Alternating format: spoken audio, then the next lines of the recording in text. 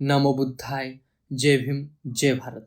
चांगदेव भवानराव खैरमोड़े द्वारा लिखी बाबा साहब की जीवनी डॉक्टर भीमराव रामजी आम्बेडकर खंड 2 के हवाले से गणेश उत्सव और बाबा साहब से जुड़ा एक दिलचस्प किस्सा आपको बताना चाहता हूँ। इस वीडियो का मकसद ये है कि एक समय हमें गणपति या किसी देवी देवताओं को छूने तक की आज़ादी नहीं थी और तिलक ने अंग्रेजों से आज़ादी पाने के लिए इस गणेश उत्सव की शुरुआत की थी। लेकिन उस गणेश उत्सव में महारों को जाने की आज़ादी नहीं थी और यही आज़ादी हमें संविधान ने दी है। बुद्ध के विचारों द्वारा हमें विचार स्वतंत्र भी दिया है।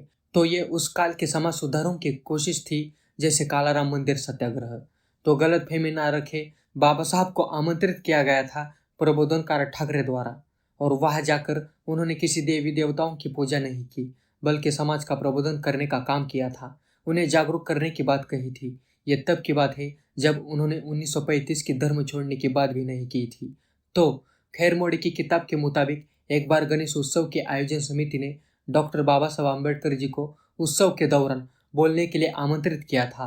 हालांकि आमंत्रण देने के बाद सवर्ण हिंदुओं को इस बात की चिंता सताने लगी कि कहीं दलित समुदाय से ताल्लुक रखने वाले डॉक्टर भीमराव रामजी आम्बेडकर की मौजूदगी से गणेश की मूर्ति अपवित्र न हो जाए। वे सोचने लगे कि अगर ऐसा हो गया तो उनकी आने वाली और पिछली पीढ़ियों को नरक की आग में जलना पड़ेगा। खैरमोड़े लिखते हैं कि दादर के अपर कास्ट लोगों ने बाबा साहब को कार्यक्रम स्थल पर बोलने से रोकने के लिए साजिश रचना शुरू कर दिया था। बाबा साहब को जान से मारने की धमकी मिलने लगी। इससे परेशान होकर उनके सहयोगियों ने कार्यक्रम में न जाने की सलाह दी, लेकिन उन्होंने ठान लिया था कि कार्यक्रम में जाना ही है। खैरमोड़े के मुताबिक बाबा साहब ने कहा था, किसी ना किसी दिन तो मरना ही है, फिर लड़ते हुए क्यों ना मरे। किताब की माने तो बाबा साहब अपने कोट की जेब में भरी हुई रिवॉल्वर लेकर समारोह के लिए रवाना हुए। उनके अंगरक्षक बलराम माने ने कुछ माहर पहलवानों को भी बुलाया था, जो कार्यक्रम स्थल पर बाबा साहब की सुरक्षा में खड़े रहे।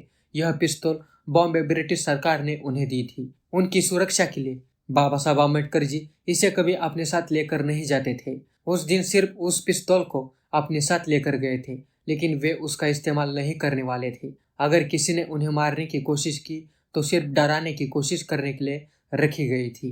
बाबा साहब बुद्ध के विचारों वाले अहिंसा का मार्ग अपनाने वाले व्यक्ति थे। यह किस्सा स्टार प्रवाह पर मराठी चैनल पर भी दिखाया गया था। कार्यक्रम स्थल पर बाबा साहब के भाषण को बाधित करने के कुछ असफल प्रयास हुए, लेकिन उन्होंने अपना भाषण जारी रखा। कार्यक्रम में बोलते हुए बाबा साहब ने इस बात पर जोर दिया कि हिंदू समुदाय तब तक मजबूत नहीं हो सकता जब तक वह अपनी रूढ़िवादी धारणाओं को त्याग नहीं देता। बाबा साहब ने वहां मौजूद लोगों से ऊंची जातियों और अछूतों के साथ समान व्यवहार करने का भी संदेश दिया था। कई साल जातिवाद से लड़ने के बाद उन्हें पता चला महार समाज का इस धर्म में कोई भविष्य नहीं है, तो उन्होंने बौद्ध धर्म अपनाया और सभी को 22 प्रतिज्ञाएं भी दी थी। मित्रों, आशा करता हूँ आपको यह वीडियो पसंद आया हो। वीडियो पसंद आया हो तो इस वीडियो को लाइक करें, ज़्यादा से ज़्यादा शेयर करें।